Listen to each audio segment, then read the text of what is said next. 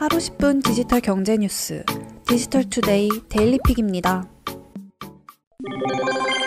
SK텔레콤이 내년 1월까지 온라인 전용 5G 중저가 요금제를 출시할 계획입니다. SK텔레콤이 해당 내용을 국회 여당 측에 의견을 낸 것으로 확인됐습니다. KT가 4만원대 5G 중저가 요금제를 먼저 선보인 데 이어 SK텔레콤 역시 5G 요금제를 개편하고 중저가 상품 시장 공략에 나서는 것입니다. 1, 2위 사업자가 5G 중저가 요금제를 들고 나오면서 3위 사업자인 LG유플러스도 따라갈 가능성이 높아 보이는데요. 4만원대 5G 요금제를 이미 출시한 KT의 경우 월 45,000원에 매월 5GB 데이터를 제공하고 기본 제공량을 소진하면 최대 400kbps의 속도로 데이터를 이용할 수 있는 요금제를 지난 10월 선보인 적이 있습니다. 정부는 이통시장 1위 사업자인 SK텔레콤에게 KT 요금제보다 이용자에게 더 혜택이 많은 요금제 출시 등을 요구하고 있는 것으로 알려졌습니다. 현재 SK텔레콤의 경우 55,000원 5G 요금제는 월 9GB의 데이터를 제공합니다. 류영준 카카오페이 대표가 19일 이프 카카오 컨퍼런스에서 후불 교통카드 등 카카오페이 기능 확대 계획을 밝혔습니다. 류 대표는 후불 방식의 교통카드를 지원할 예정이며 카카오페이를 통한 지역 상품권 사용도 준비하고 있다고 밝혔습니다. 투자, 보험, 대출 등 여러 금융 서비스를 기반으로 개인 맞춤형 금융 서비스도 제공할 계획입니다. 특히 카카오페이를 통해 개인 투자 성향을 분석해 보험 상품을 추천하고 최적화된 대출 금리와 한도를 제공하는 등 개인의 최적화된 금융 서비스 제공이 가능할 것으로 전망했습니다. 앞서 지난 9월 카카오페이와 카카오페이 증권은 사용자 맞춤형 자산관리 서비스의 첫 단계로 버킷리스트를 출시한 바 있습니다. 대한신용평가 서비스의 출시도 예고됐습니다. 류 대표는 기존 신용평가 방식은 금융거래 이력이 부족한 주부와 대학생 등은 금융서비스에서 소외되기 쉬웠다고 지적했습니다. 그는 사용자의 보유 자산이나 소비 행태 등을 종합적으로 분석하는 머신러닝 기술을 통해 개인 신용평가 서비스를 실시간으로 제공할 예정이라고 말했습니다.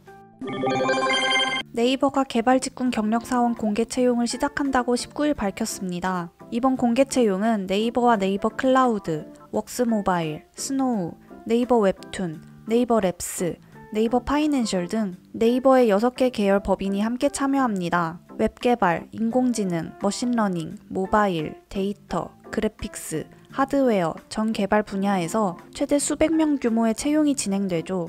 이번 채용의 서류 접수는 12월 7일 오후 5시까지입니다. 서류 전형에 이어 2차례의 면접이 순차적으로 진행되며 조직과 직무에 따라 코딩 테스트, 사전 과제 등의 별도 전형이 추가될 수 있습니다. 네이버 측은 네이버의 성장과 함께 우수 인재를 확보하기 위해 이례적으로 대규모 경력 개발자 공개 채용을 진행하게 됐다면서 인원수를 확정하지 않은 이유도 우수한 인재가 있으면 적극적으로 채용하기 위함이라고 설명했습니다.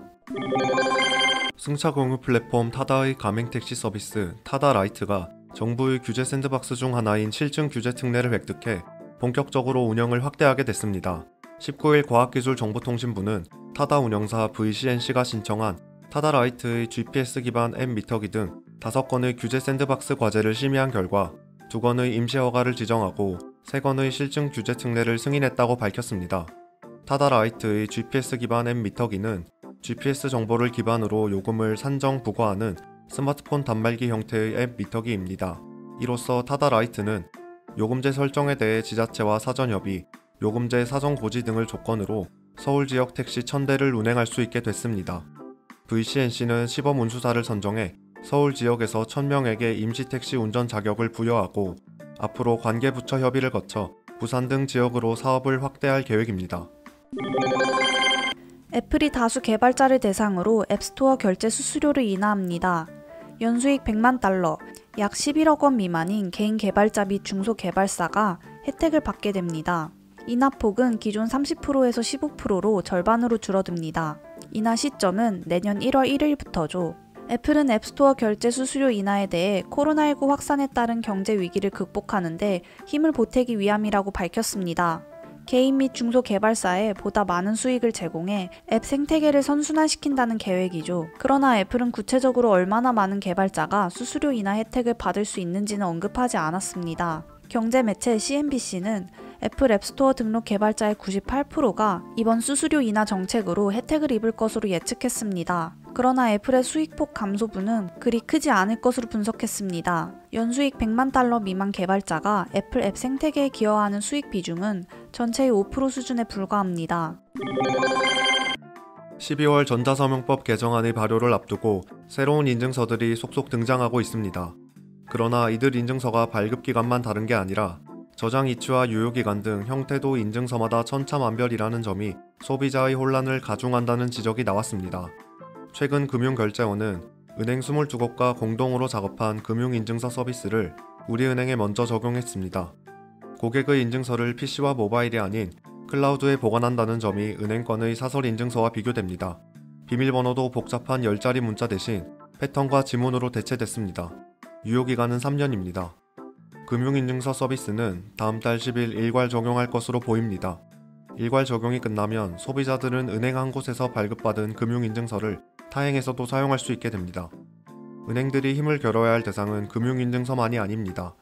은행연합회와 회원사 16곳이 2018년 만든 블록체인 기반 인증서 서비스 뱅크사인도 있습니다. 여기에 기존의 공인인증서도 이름만 공동인증서로 바뀔 뿐 당분간은 그대로 남습니다. 계속해서 신규 발급받아 사용할 수 있는 것입니다.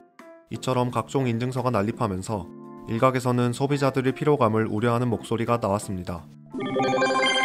정부가 항공 및 관광업계를 지원하고 소비 분위기를 진작하기 위해 새로운 관광상품 형태인 무착륙 국제관광비행 도입을 추진하겠다고 밝혔습니다. 홍남기 경제부총리는 19일 열린 한국판 뉴딜 관계장관회의에서 타국, 입출국이 없는 국제선 운항을 1년간 한시적으로 허용할 것을 검토하고 있다고 밝혔습니다. 탑승자에 대해 철저한 검역, 방역 관리 아래 입국 후 격리 조치와 진단 검사를 면제하고 일반 여행자와 동일한 면세 혜택을 부여할 계획이죠. 기본 $600에 술 1병, 담배 200개비, 향수 60ml까지 면세 혜택을 주겠다는 것이죠. 정부는 검역과 방역 강화를 위해 사전 온라인 발권과 단체 수속, 탑승, 게이트 거리두기 배치, 리무진 버스 이용 제한 등의 조치도 시행할 예정입니다. 홍 부총리는 항공사별 무착륙 관광비행 상품이 조속히 출시되도록 관계부처, 업계 간 긴밀한 협의를 거쳐 이번 달까지 준비 절차를 마무리할 것이라고 밝혔습니다. 무착륙 국제관광비행은 현재 대한항공, 아시아나, 제주항공, 진에어,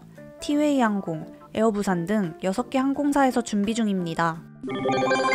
정부가 전세난을 타개하기 위해 향후 2년간 다세대, 빈 상가 등을 활용한 공공임대 11만 4,100가구를 공급합니다. 국토교통부와 기획재정부, 서울시는 19일 정부 서울청사에서 이 같은 내용을 골자로 한 서민, 중산층 주거안정 지원 방안을 발표했습니다. 정부가 2022년까지 공급하기로 한 공공임대는 전국 11만 4,100가구이며 수도권에는 7만 1,400가구가 나옵니다. 서울에만 공급되는 공공임대는 3만 5,300가구입니다. 기존 공공임대의 공시를 활용하거나 물량을 조기 확보해 임대로 서둘러 공급하는 방식입니다. 전세난에 신속히 대응하기 위해 내년 상반기 중으로 물량의 40%가 넘는 4만 9천 가구의 공공임대를 공급합니다. 수도권에 공급되는 물량은 2만 4천 가구이며 서울에서만 9천 가구가 나옵니다.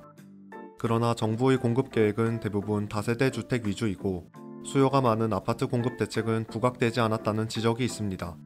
아울러 11만 4천 가구가 작지 않은 규모지만 실제 공급 시기와 수요를 고려하면 실효성이 약하다는 비판도 제기됩니다. 시장의 수요에 맞게 빠른 정책 실천이 중요하다는 지적에 무게가 실리고 있습니다. 행복한 하루 디지털투데이였습니다.